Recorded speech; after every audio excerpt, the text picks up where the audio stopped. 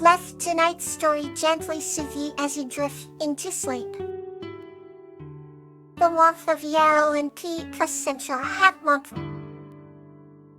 This story is about a human named Yarrow and a mermaid named Tea who will find warmth, understanding, and love that bridges their different worlds. Once upon a time, in a quaint coastal village, there lived a kind-hearted young man named Yarrow. The village was nestled between towering cliffs and the gentle waves of the azure sea. Every evening, Yarrow would walk along the moonlit shore, collecting shells and gazing at the stars, feeling the cool sea breeze on his face. One fateful evening, as the sun dipped below the horizon, casting a golden glow over the water, Yarrow noticed something unusual. There, on a smooth rock by the shore, sat a mermaid with shimmering emerald scales and long, flowing hair that sparkled like threads of silver. Her name was Tea. Yarrow approached her cautiously, his heart pounding with excitement and curiosity. "Oh," he said softly. Tea turned to him with eyes as deep and blue as the ocean itself. "Hello," she replied with a voice as melodious as the waves. Yarrow and Tea began to talk, sharing stories of the land and the sea, laughing at their differences and marveling at the wonders of each other's worlds. As the nights turned into weeks, they looked forward to the moments they could be together. Yarrow would bring warm blankets and lanterns to ward off the chill, while Tea would enchant him with songs and tales of the deep. Despite their differences, a bond of warmth and understanding grew between them, bridging the gap between land and sea. One stormy night, when the winds howled and the waves crashed furiously against the shore, Yarrow searched for Tea, worried for her safety. He found her huddled under a ledge, shivering and drenched. Without hesitation, he wrapped his warmest blanket around her and held her close. "Thank you, Yarrow," she whispered, her voice trembling. "You're always so warm." Yarrow smiled, feeling the shared warmth between them. "And you bring warmth to my heart, Tea," he responded. From that day on, their friendship blossomed into a deep and heartfelt love. They knew their worlds were different, but they treasured every moment they had. Each evening, Yarrow would light the lanterns, casting a soft glow over the shore, a beacon for Tea. And Tea, with her songs and laughter, brought a magic into Yarrow's life that he could never have imagined. They found warmth in each other's presence, a comfort that transcended the boundaries of their worlds. And so, under the starlit sky, where the land met the sea, Yarrow and Tea wrote their own story of love and warmth, a tale that would be whispered for generations to come. Here's another story to gently guide you to rest. Yuri and Gloxinia's Enchanting Adventure. This story is about a young girl named Yuri and a magical fox called Gloxinia, who go on a wondrous adventure in an enchanted forest. Once upon a time, in a quaint village nestled between rolling hills, lived a young girl named Yuri and a fox called Gloxinia. Yuri was known for her curiosity and adventurous spirit, always eager to explore the mysterious woods that bordered her home.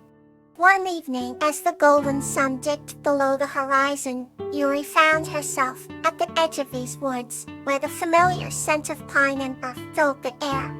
It was here that she first encountered Gloxinia, who was more than just an ordinary fox.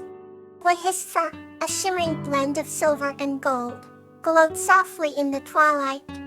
His eyes, deep and wise, hinted at the secrets of the forest. "Hello, little one," said Gloxinia, spoke with a voice as smooth as honey, surprising Yuri. "Did you like to see the wonders hidden within these woods?" said eager and unafraid. Yuri nodded enthusiastically. Together, they ventured into the heart of the forest, where enchantment awaited them at every turn. The trees seemed to whisper ancient stories as they passed, and the path ahead glittered with lights that danced like fireflies. They arrived at a clearing, where a magnificent tree stood, its branches adorned with lanterns that glowed with a gentle magical light. "This is the Tree of Wonders," Gluxinia explained. "It holds the dreams and wishes of all who visit." Every Carrie looked in awe at the tree, feeling a sense of wonder and peace. As they continued their journey, they stumbled upon a crystal-clear stream.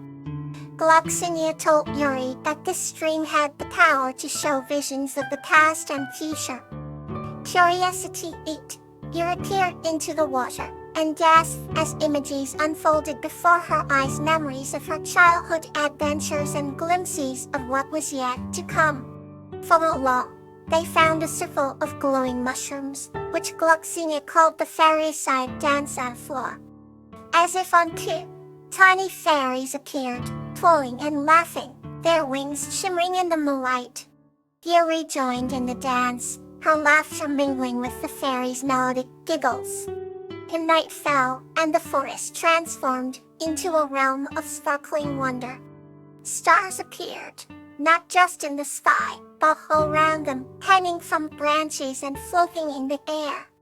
In the center of a luminous glade, Gluxinia revealed a hidden treasure, a book bound in leaves and flowers. "Sharon, this is the Book of Dreams," he said. "It records the wishes you hold close to your hearts." They then Yuri gently opened the book, finding it filled with blank pages. With Gluxinia's encouragement, she wrote her deepest wishes, feeling an overwhelming sense of possibility and hope.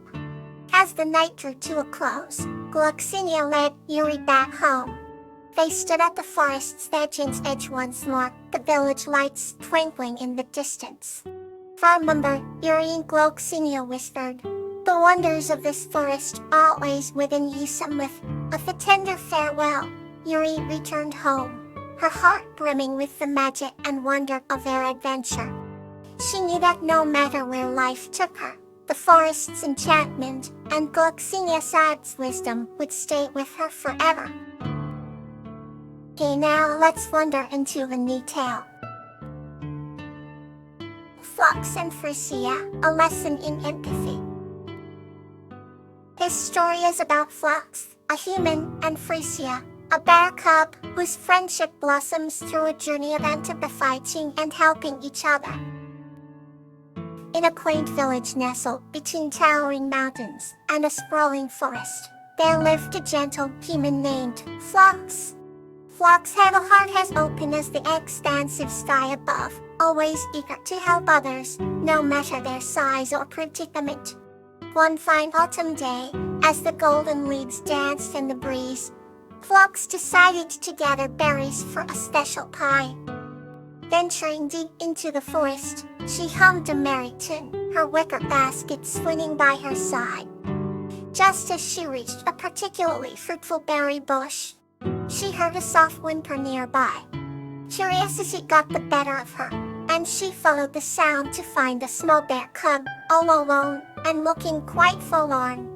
The cub's fur was the color of butterscotch, and his eyes were wide with worry. Phlox knelt down, her voice gentle and soothing. "Hello there, little one. What's your name?" The cub sniffled. "I'm Frisia. I've lost my mother and don't know how to find my way back." Phlox's heart melted at the sight of the scared little bear. She extended her hand. "Don't worry, Frisia. This will help you find your mother."